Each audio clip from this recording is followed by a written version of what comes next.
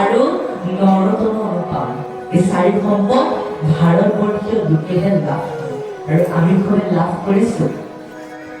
এই চাৰি যুগৰ ভিতৰত কলিযুগে শ্ৰেষ্ঠ সেই কথা আমাৰ জ্ঞানী সমাজে প্ৰশংসা কৰে যে চাৰিও যুগৰ মাজে কলিক প্ৰশংসে জ্ঞানী সমাজে।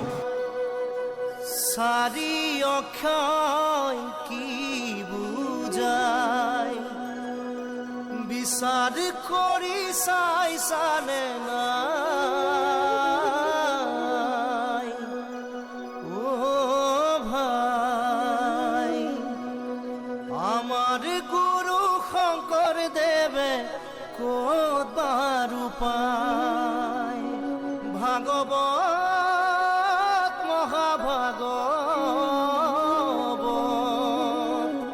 ভাগৱতৰ বিনে আৰু উত্তম শাস্ত্ৰ নাই ও ভগৱন্তৰ বাংময় মূৰ্তি ভাগৱত সদায় কৃষ্ণ মহাভাগৱত ভাই চাৰি অক্ষয় কি বুজায় বিচাৰ কৰি চাইছানে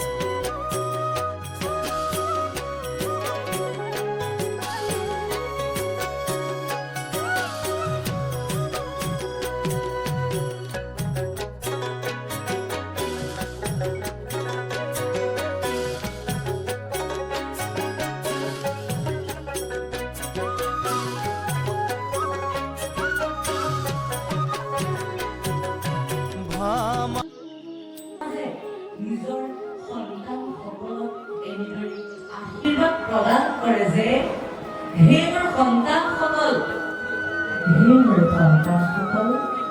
তোমালোকে এই জনমত ইমান ভাল কাম কৰা যাতে অহা জনমলৈ তোমালোকে যে ভাৰতবৰ্ষত জন্ম লাভ কৰিব পাৰে।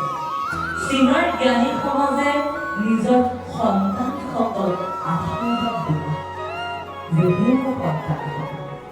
তোমালোকে এই জনমত ইমানেই পুণ্যৱান কাম কৰা যাতে অহা জনমলৈ তোমালোকে যে ভাৰত নামৰ এখন দেশত যাতে জন্ম ল'ব পাৰে, ভাৰতবৰ্ষত যাতে জন্ম ল'ব পাৰে।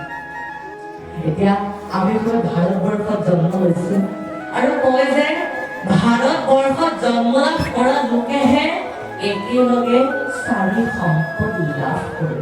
কি কলিযুগ হৰিনাম ভাৰতবৰ্ষ আৰু নৰতম অনুপাম এই চাৰি সম্পদ ভাৰতবৰ্ষীয় লোকেহে লাভ কৰে আৰু আমি সবে লাভ কৰিছো। এই চাৰি যুগৰ ভিতৰত কলিযুগে শ্ৰেষ্ঠ সেই কথা আমাৰ জ্ঞানী সমাজে প্ৰশংসা কৰে যে চাৰিও যুগৰ মাজে কলিক প্ৰশংসে জ্ঞানী সমাজে। সেই চাৰি যুগৰ ভিতৰত কলিযুগে শ্ৰেষ্ঠ, সকলো দেশৰ ভিতৰত ভাৰতবৰ্ষই শ্ৰেষ্ঠ, সকলো নামৰ ভিতৰত হৰিনামী শ্ৰেষ্ঠ আৰু সকলো জীৱৰ ভিতৰত চাৰিমুখী জীৱৰ ভিতৰত মনুষ্য জীৱই আটাইতকৈ শ্ৰেষ্ঠ। সেয়েহে আমি এই চাৰিও সম্পদ লাভ কৰিছো আৰু আমি এই চাৰিও সম্পদ লাভ কৰি যদি ভগৱন্তৰ নাম লৈ যদি বৈকুণ্ঠলৈ যাব নোৱাৰো তেনেহ'লে ইয়াতকৈ আৰু দুৰ্ভাগ্য কথা একো নাই। সেয়েহে আপোনালোকে সৰুৰে পৰা ভাগৱত কীৰ্তন কৰিব চেষ্টা কৰিব আৰু আমি সবে অৱশেষত এটি গুৰুজনাৰ মুখৰে আপোনালোকৰ মাজৰ পৰা বিদায়ৰ অনুমতি মাগিছোঁ।